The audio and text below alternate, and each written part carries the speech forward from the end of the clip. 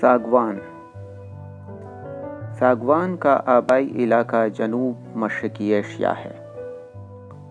इस पर हल्के सब्ज़ रंग के फूल लगते हैं। इसको पार्कों में नमूने के तौर पर लगाया जाता है। इसके फूलों को खुश्क करके ड्राई अरेंजमेंट में भी इस्तेमाल किया जा सकता है।